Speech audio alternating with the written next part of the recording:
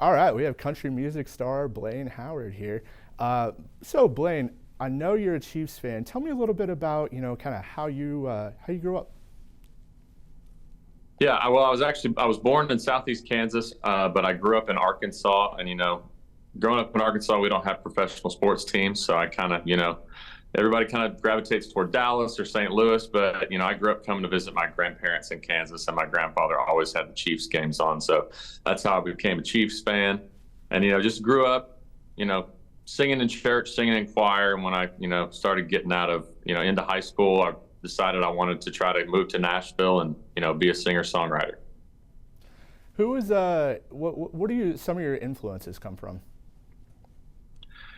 I grew up when I was a little kid. I always wanted to be Alan Jackson. I loved not only his songs, but he wrote most of the songs too. So that was always really cool to me. He was a big influence on me. Obviously, I grew up in the '90s, so like the George Strait, Garth Brooks era of country music was big. But I really like to focus on the singing part of music. So Vince Gill and Randy Travis had a big influence on me as well. That's great. Yeah, I've seen you perform a couple of times. I can definitely tell those. When did you realize music was definitely something you wanted to go after? Yeah, well, like I said, I grew up singing in church, grew up singing in the high school choir and stuff like that, and it was just something that always, made me happy. I did talent shows and stuff like that through the high school as well. When I was 16, I think I came home from football practice one day, my junior year of high school, and told my mom that I wanted to sing for a living. I wanted to be a singer, and luckily my parents have always been very supportive of my dreams. So we started figuring out like what the best way to move to Nashville was and kind of figure out what we wanted to do. And luckily, a friend of mine from high school, his cousin went to Belmont University. And so we started looking up their, information, and Belmont has a great music program, a great music business program. So that's what, kind of got me heading towards Nashville. So I know you're an independent artist. How does that usually kind of work for somebody, and how have you kind of going about getting the exposure that you have? Yeah, it's a fight. It can be a struggle at times. Yeah, especially the last few years since COVID, everything has completely changed. It is not so much, the Nashville networking base of you kind of build your reputation in town and work your way to a label or a publisher that way. Now it's very much reliant on social media, whether it's TikTok or Instagram or Facebook.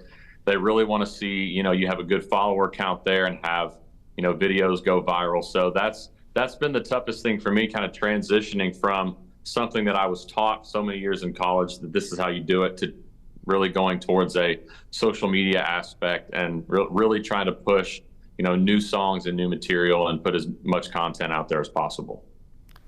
That's great. So obviously, it takes a lot for one to include, another interest, into your main professional career. How did you start to realize that you could kind of make these little these Chiefs anthems like you have? Well, I've probably been a full-time singer-songwriter for 5 or 6 years, and I had these, great markets of fans built up in different areas of the country. But one area that I hadn't really tapped into was the Kansas City market, even though I had family in that area. So, I thought it'd be a cool way to combine making new fans in Kansas City with my love for the Chiefs. And obviously that first year that Mahomes was the starter, they made the AFC Championship, lost in overtime to the Patriots. But I just decided to do a fun little video because I was going to one of the playoff games that year. And, it started getting some traction on Facebook and Instagram. All these tailgate groups started messaging me like, hey, if you're coming to the game, come hang out with us. And the news stations in the KC area started picking it up. So that's kind of what led me to start making these videos, especially for playoff games. And the next year, obviously, they won the Super Bowl. I did videos that week as well. And that's what led me to, during COVID, when I didn't have shows going on, write my own original Chiefs song, Run It Back. That's awesome. I know it's been super popular around here, and that's what's been so cool. I know we talked a little bit about, your fandom, and obviously you and your career are more than your fandom. How cool has it been to see yourself grow with the exposure that's come from doing those videos and creating those songs for the Chiefs? It's been really cool. Not only have I been able to do great events, like we just, I met you at the Red Rally a couple weeks ago for training camp, or last week for training camp, which was really awesome.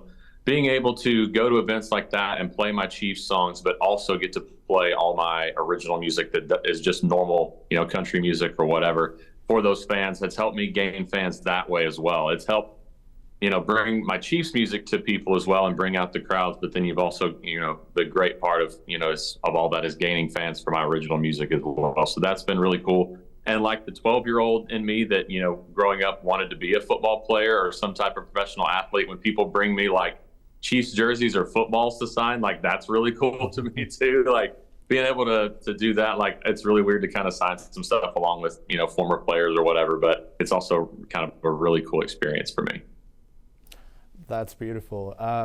Obviously, combining, doing a song with another artist, especially one that goes a little bit out of your typical genre. Of course, I talk about your collaboration with Tech9.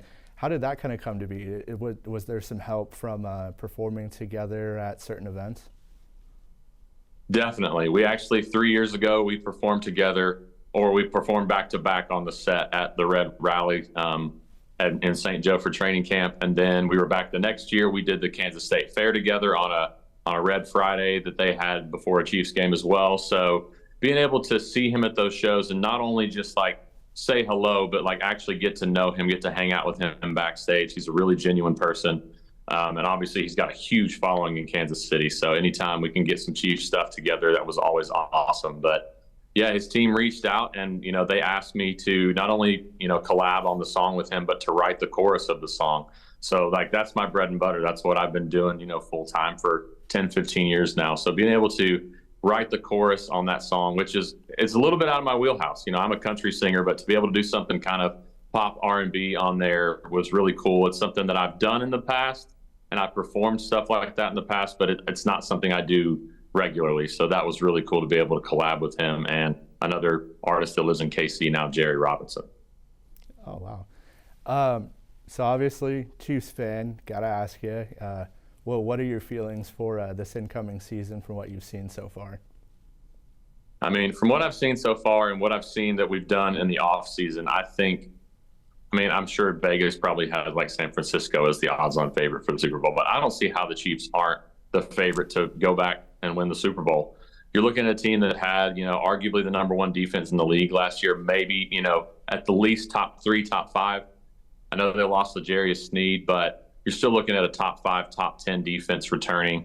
And then offensively, we had the struggles with the receiving core last year that, we went and got Hollywood Brown in the offseason. Rashee Rice really turned it on at the end of the year and then went and got Xavier Worthy in the first round. I think you're looking at a team that could potentially have a top 5 offense and defense. So that's going to be a tough team to beat come the home stretch of the regular season and playoff time. So I don't see, unless there's a bunch of injuries or we just have one of those games where we shoot ourselves in the foot, it's going to be hard for us not to three-peat. I definitely agree. It's like, how can you not keep going with what we have? Well, I really appreciate our conversation here today. What's some of the best ways, if somebody's seeing this and just discovering Blane Howard, that you would suggest them to look out for or go find what you're doing? Absolutely, yeah. The easiest way, you can go to my website, blanehoward.com, BLANE, howard.com. It's got links to all my social media and everywhere you can stream my music on there. Or whatever social media platform you're using or streaming service you're using, if you type in Blane Howard in the search bar, I'll be the first one to pop up. That's awesome. Well, go check Blane out. He's got some great music all around, and maybe see you in St. Joe a few more times.